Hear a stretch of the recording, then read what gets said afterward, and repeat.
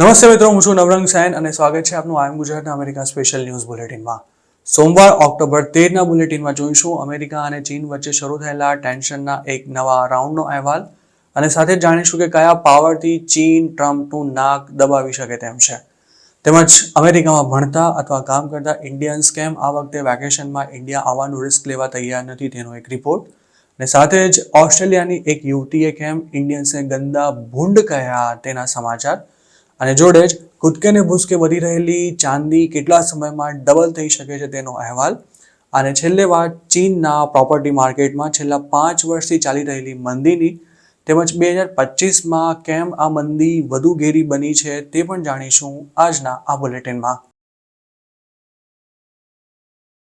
ચીન પર 100% ટેરિફ નાખવાની જાહેરાત કર્યા બાદ ટ્રમ્પ ભલે એવું બતાવવાની કોશિશ કરી રહ્યા હોય કે પોતે ચીનનું નાક દબાવી રહ્યા છે, પણ હકીકત એ છે કે આ ટેરિફ લાગુ થયા પછી શું થશે તેની ચિંતા કદાચ ચીન કરતાં અમેરિકાને વધારે હશે। આ આખી બબાલનું મૂળ છે ટ્રમ્પે ટેરિફના નામે કરેલી દાદાગીરી અને તેનો જવાબ આપવા ચીને પોતાની રેર અર્થ મિનરલ્સની એક્સપોર્ટ પોલિસીમાં કરેલા ફેરફાર।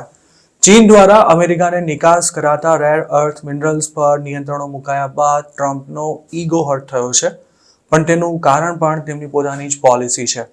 એપ્રિલમાં ટ્રમ્પે ચીન પર કમરતોડ ટેરિફ ઝીક્યો ત્યારે ચીને પણ અમેરિકાની દુખતી નસ દબાવવા માટે રેર અર્થ મિનરલ્સની નિકાસ અટકાવી દઈ ટ્રમ્પને ઊંચા નીચા કરી નાખ્યા હતા। ત્યારબાદ ટ્રમ્પે નમતું જોખી ચીન પરનો ટેરિફ ઘટાડવાની જાહેરાત કરી હતી, પણ હોશિયાર ચીને હજુ પણ પોતાની નેચરલ અર્થ મિનરલ્સની નિકાસ નીતિમાં કોઈ ખાસ ફેરફાર નથી કર્યો, જેના કારણે હવે ટ્રમ્પ ચીનને સબક શીખવવા માંગે છે। જોકે ચીન પર ટેરિફ ઝીંકવા સિવાય ટ્રમ્પ બીજું કંઈ ખાસ કરી શકે તેમ નથી, અને તેમણે નવેમ્બર 1થી જ આ ટેરિફ લાગુ કરવાની ધમકી આપી છે। મતલબ કે હાલ ચીન પર 30% ટેરિફ છે, જે આવતા મહિનાથી વધીને 130% થઈ શકે છે। ટ્રમ્પની આ ધમકી સામે ચીન સરેન્ડર કરવા તૈયાર હોય તેવું હાલ પૂરતું તો નથી લાગી રહ્યું। તેવામાં નવેમ્બર 1થી વૈશ્વિક સ્તરે એક નવો જ ખેલ શરૂ થાય તેવી પૂરી શક્યતા સેવાઈ રહી છે। આ સ્થિતિમાં એ સમજવું ખૂબ જ જરૂરી છે કે ચીન જેના જોરે આટલું કૂદે છે તેવા રેર અર્થ મિનરલ્સ અમેરિકા માટે કેમ ખૂબ જ મહત્વના છે, અને જો તેનો સપ્લાય બંધ થઈ જાય તો કેમ ટ્રમ્પના શ્વાસ અદ્ધર થઈ શકે છે। રેર અર્થ મિનરલ્સમાં સ્કેન્ડિયમ, યેટ્રિયમ અને લેન્થેનાઇટ સહિતના મિનરલ્સનો સમાવેશ થાય છે। આમ તો આ ખનિજોના નામ પણ કોઈએ ભાગ્યે જ સાંભળ્યા હશે, પણ નવાઈની વાત એ છે કે તેમને ભલે દુર્લભ કહેવાતા હોય, પણ પૃથ્વીના પેટાળમાં તેમનો જથ્થો ગોલ્ડ કરતાં ઘણો વધારે છે। જોકે તેનું પ્રોસેસિંગ ઘાટ કરતાં ઘણામણ મોંઘી પડે તે રીતનું છે, મતલબ કે તેનું પ્રોસેસિંગ ખૂબ જ ખર્ચાળ હોવાની સાથે પર્યાવરણ માટે જોખમી પણ છે। રેર અર્થ મિનરલ્સ માટે દુનિયાના મોટાભાગના દેશો ચાઇના પર નિર્ભર છે।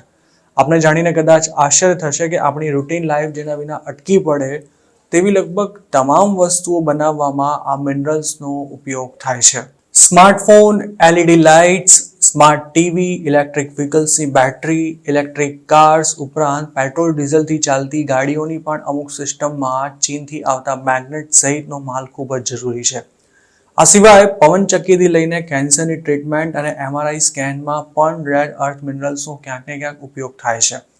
હવે જો અમેરિકાની વાત કરીએ તો આ બધી વસ્તુઓ સિવાય US મિલિટરી માટે જે શસ્ત્ર સરંજામ બનાવાય છે તેનું ઉત્પાદન પણ રેર અર્થ મિનરલ્સ વિના શક્ય નથી। અમેરિકાના F-35 fighter jet, submarine, laser, satellite અને ખતરનાક ટોમ હોક મિસાઇલ સહિતના શસ્ત્રો બનાવવા ચીનથી આવતા રેર અર્થ મિનરલ્સ ખૂબ જ જરૂરી છે।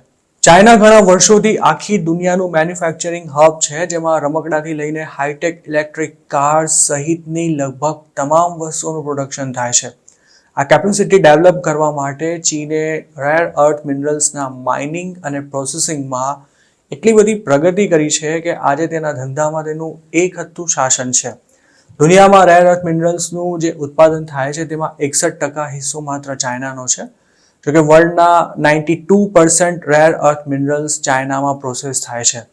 ત્યાં સુધી કે અમેરિકામાં કેલિફોર્નિયામાં આવેલી એકમાત્ર માઇનમાંથી જે મિનરલ્સ મળે છે તેને પણ પ્રોસેસિંગ માટે ચાઇના જ મોકલવું પડે છે। મતલબ કે ચીન જો આડું ફાટે તો દુનિયાના કોઈ પણ દેશને રેર અર્થ મિનરલ્સ વિના તકલીફ પડી શકે છે, અને જગત જમાદાર અમેરિકા પણ તેમાંથી બાકાત નથી। ચાઇનાએ હાલ અલગ અલગ 12 પ્રકારના મટીરિયલને એક્સપોર્ટ કરવા માટે લાયસન્સ ફરજિયાત કરી નાખ્યું છે અને તેની સાથે તેને લગતી ટેકનોલોજી પણ ચીનની બહાર મોકલવા પર પ્રતિબંધ લગાવી દેવાયો છે. 2020થી 2023 દરમિયાન અમેરિકાએ જે રેર અર્થ મિનરલ્સની આયાત કરી હતી તેમાં 70% માલ ચાઇનાથી આવ્યો હતો તેવું યુએસ જીઓલોજીકલ સર્વેના એક રિપોર્ટમાં જણાવાયું છે. તેવામાં ટ્રમ્પે ટેરિફના નામે આંખ લાલ કરતા ચીને ટ્રમ્પનું આખું મોઢું જ લાલચોળ થઈ જાય તેવી સ્થિતિ સર્જી છે, જેનું સોલ્યુશન લાવવું અમેરિકા માટે જરા પણ આસાન નથી રહેવાનું. દિવાળી આવતા જ એનઆરઆઈ સિઝન પણ શરૂ થઈ જતી હોય છે, પણ આ વખતે ટ્રમ્પના ડરને કારણે યુએસમાં લીગલી રહેતા ઇન્ડિયન્સ પોતાની જ હોમ કન્ટ્રીની ટ્રીપ કરવાનું રિસ્ક લેવા તૈયાર નથી. આમ તો થેન્ક્સગિવિંગ અને ન્યૂ યર વચ્ચેની હોલિડે સિઝનમાં ઘણા લોકો રિમોટ વર્ક પણ કરી લેતા હોય છે, પણ ટ્રમ્પે H1B હોલ્ડર્સને તલવારની અણી પર રાખ્યા હોવાથી આ સિઝનમાં અમેરિકાથી આવતી ફ્લાઇટ્સમાં ખાસ ભીડ જોવા નહીં મળે તેવી પૂરી શક્યતા છે. હજુ ગયા વર્ષ સુધી અમેરિકામાં ભણતા ઇન્ડિયન સ્ટુડન્ટ્સ પણ દિવાળી કે પછી ક્રિસમસની રજાઓ ઉપરાંત ફેમિલી ફંક્શન્સ અટેન્ડ કરવા માટે પણ ઇન્ડિયાનો આંટો મારી જતા હતા, પણ હવે તો સ્ટુડન્ટ્સની સાથે H1B હોલ્ડર્સ પણ જો ઇન્ડિયા આવી ગયા તો અમેરિકામાં રી એન્ટ્રી મેળવવામાં પ્રોબ્લેમ થઈ શકે છે તેવા ડરથી ફફડી રહ્યા છે. ખાસ તો H1Bની ફ્રેશ એપ્લિકેશન પર $1 લાખ ફી લાગુ થઈ ગઈ હોવાથી જો કોઈના ચાલુ વિઝા કેન્સલ થઈ જાય તો તેની કરિયર જ ખતરામાં આવી પડે તેવી સ્થિતિ છે.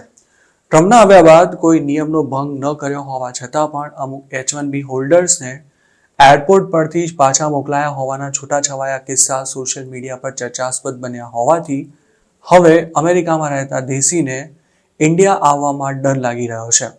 આમ તો યુએસમાં ઇલીગલી રહેતા લોકો વર્ષોના વર્ષો સુધી ઇન્ડિયા નથી આવી શકતા, પણ હવે તો જે લોકો ત્યાં લીગલ સ્ટેટસ પર રહે છે તેમની હાલત પણ ટ્રમ્પે અનડોક્યુમેન્ટેડ ઇમિગ્રન્ટ જેવી જ કરી નાખી છે, કારણ કે તેઓ પોતાની ઈચ્છાથી અમેરિકાની બહાર જઈ શકે તેવી સ્થિતિમાં નથી રહ્યા.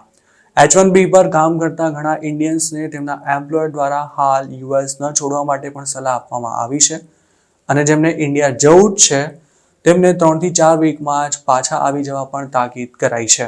હાલ ડલાસમાં કામ કરતા એક ઇન્ડિયન સોફ્ટવેર એન્જિનિયરે આ અંગે અમારા સાથી અખબાર ટાઈમ્સ ઓફ ઇન્ડિયા સાથે વાત કરતા જણાવ્યું હતું કે ગયા વર્ષે તે 2 મહિના ઇન્ડિયા રહ્યો હતો અને આ દરમિયાન તેણે રિમોટ વર્ક કર્યું હતું, પણ આ વખતે તેને કંપનીએ કહી દીધું છે કે જો ઇન્ડિયાથી પાછા આવતી વખતે એરપોર્ટ પર તેને રોકવામાં આવ્યો તો તેમાં કંપની કોઈ જ હેલ્પ નહીં કરી શકે.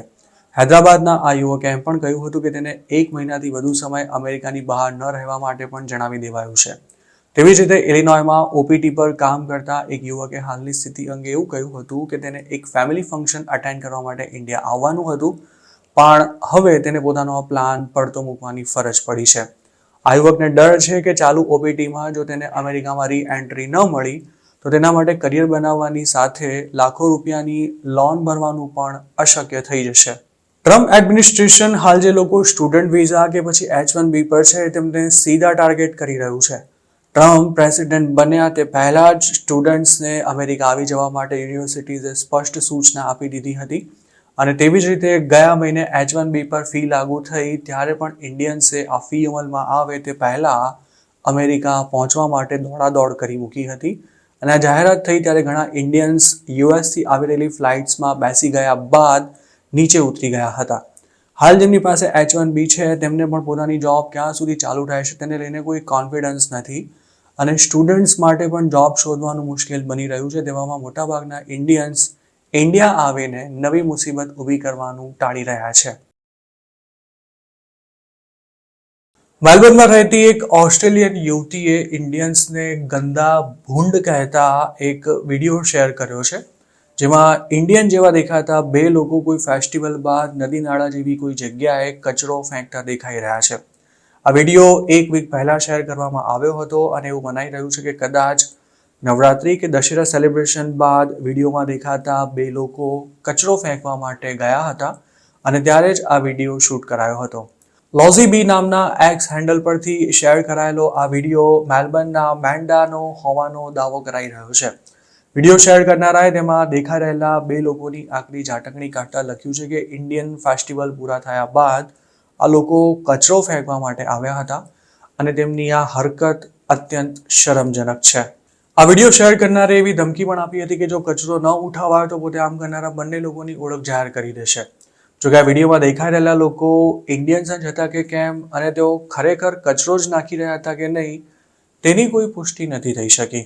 આ વિડીયોએ ઓસ્ટ્રેલિયા સહિતના દેશોમાં ખાસી ચર્ચા જગાવી છે અને તેને 7.5 મિલિયન જેટલા વ્યૂઝ પણ મળી ચૂક્યા છે.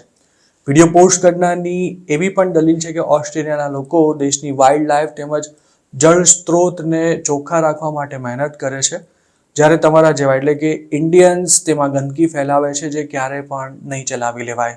આ વિડીયો શેર કરનારી યુવતીએ તેની કમેન્ટમાં વિક્ટોરિયામાં આવેલા એક હિન્દુ ટેમ્પલનું એડ્રેસ શેર કરતા ત્યાંના લોકોએ જ ગંદકી ફેલાવી હોવાનો પણ આક્ષેપ કર્યો છે અને વિડીયો પોસ્ટ કર્યાના બીજા દિવસે તેણે કચરો ફેંકનારા 2 લોકોના ફોટોગ્રાફ્સ પણ તેમાં શેર કર્યા હતા.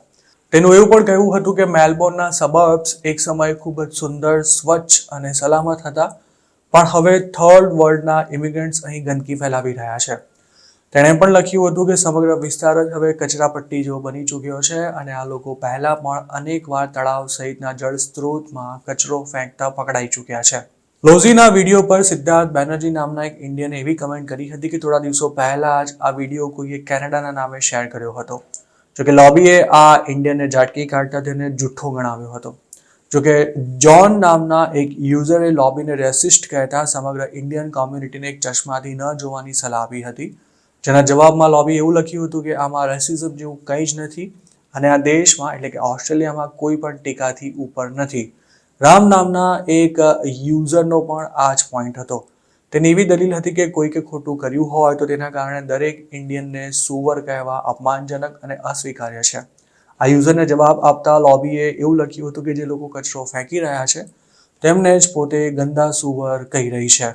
વિદેશમાં રહેતા ઇન્ડિયન્સ જાહેરમાં કચરો ફેંકવા ઉપરાંત લાઉડ મ્યુઝિક અને મોટેથી વાત કરવાની આદત સહિતની બાબતોને કારણે અનેકવાર ટીકાનો ભોગ બનતા હોય છે કે પછી ચર્ચામાં આવતા હોય છે. થોડા દિવસો પહેલા કેનેડાનો પણ આવો જ એક વિડીયો સામે આવ્યો હતો જેમાં કારમાંથી ઉતરીને કચરો ફેંકી રહેલા 2 લોકો કેપ્ચર થઈ ગયા હતા. અમેરિકામાં તો કોઈ ફિલ્મ રિલીઝ થવાની હોય ત્યારે કરવામાં આવતો તમાશો પણ સોશિયલ મીડિયા પર ચર્ચાનો વિષય બની જતો હોય છે. તેવી જ રીતે એરપોર્ટ પર અમુક ઇન્ડિયન્સ દ્વારા કરાતું બેહુદું વર્તન તમામ ઇન્ડિયન્સની છાપ ખરાબ કરતું હોય છે. ઇન્ડિયામાં તો જાણે જાહેરમાં કચરો નાખવો, નદી તળાવ ગંદા કરવા એ કોઈ નવાઈની વાત જ નથી, પણ વિદેશમાં આમ કરવા પર ન માત્ર લોકોના રોષનો ભોગ બનવું પડે છે, પણ તેની સાથે જ ક્યારેક દંડ ભરવાની પણ નોબત આવે છે. ઇન્ડિયાની માફક જ વિદેશમાં પાન મસાલા ખાઈને ઇન્ડિયન્સ ગમે ત્યાં પિચકારી ન મારે તે માટે ઘણી જગ્યાએ ગુજરાતી કે હિન્દીમાં બોર્ડ પણ મારેલા જોવા મળતા હોય છે. અત્યાર સુધી ગોલ્ડ તો સેફ ઇન્વેસ્ટમેન્ટ ગણાતું જ હતું, પણ હવે ગોલ્ડ કરતાં સિલ્વરમાં કરેલું રોકાણ વધારે સારું રિટર્ન આપી રહ્યું છે. હાલ ચાંદીના ભાવમાં થઈ રહેલો વધારો ગોલ્ડને ઓવરટેક કરી ચૂક્યો છે. તેવામાં એ સવાલ થવો સ્વાભાવિક છે કે ચાંદી હજુ કેટલું દોડવાની છે. ચાંદીનો ભાવ 40 વર્ષમાં પહેલીવાર $50 પ્રતિ ઔંસ સુધી પહોંચી ગયો છે, પણ આ તેજી આટલેથી અટકે તેવું હાલ કેટલાક એક્સપર્ટ્સને નથી લાગી રહ્યું. એક્સપર્ટ્સનું માનીએ તો ચાંદીની કિંમત આગામી કેટલાક મહિનામાં $100 પ્રતિ ઔંસ એટલે કે હાલની કિંમતથી ડબલ પણ થઈ શકે છે. છેલ્લા 1 મહિનામાં ચાંદી 20% જેટલી વધી છે, જ્યારે 2025માં તેમાં થયેલો વધારો 70% જેટલો રહ્યો છે. આમ તો છેક 1980માં પણ ચાંદી $49.95 પ્રતિ ઔંસે પહોંચી હતી, પણ પછી તેમાં સારું કરેક્શન થયું હતું અને ત્યારબાદ છેક હવે એટલે કે 45 વર્ષ બાદ ચાંદી $50ને પાર પહોંચી છે. જે એક્સપર્ટ્સ ચાંદીના ભાવમાં હજુ પણ વધારો થવાની શક્યતા વ્યક્ત કરી રહ્યા છે તેમની એવી દલીલ છે કે હાલ આ ધાતુની જેટલી ડિમાન્ડ છે તેની સરખામણી તેનો સપ્લાય ઘણો ઓછો છે, જેથી તેના ભાવ વધવાની મજબૂત શક્યતા જોવાઈ રહી છે. આ ઉપરાંત હાલનો ગોલ્ડ સિલ્વર રેશિયો પણ ચાંદીના ભાવ ભવિષ્યમાં ક્યાં પહોંચશે તેનો આડકતરો અણસાર આપી રહ્યો છે. ગોલ્ડ સિલ્વર રેશિયો મતલબ કે 1 ઔંસ ગોલ્ડ ખરીદવા માટે કેટલા ઔંસ ચાંદીની જરૂર પડે. ટ્રમ્પે લિબરેશન ડેના નામે રેસિપ્રોકલ ટેરિફની જાહેરાત કરી ત્યારે આ રેશિયો 100x સુધી પહોંચી ગયો હતો અને તે પહેલા કોવિડ પેન્ડેમિક વખતે પણ તેમાં આ સ્થિતિ જોવા મળી હતી. એક્સપર્ટ્સનું માનવું છે કે જો આ પેટર્ન રિપીટ થાય તો ચાંદીમાં તીવ્ર તેજી જોવા મળી શકે છે. ગોલ્ડના ભાવ આગામી 12 મહિનામાં $5000 પ્રતિ ઔંસ સુધી પહોંચવાની શક્યતા છે. તેવામાં ચાંદીની સ્પોટ કિંમત પણ $100 પ્રતિ ઔંસ સુધી પહોંચવાની શક્યતા નકારી ન શકાય તેવું પણ એક્સપર્ટ્સ જણાવી રહ્યા છે.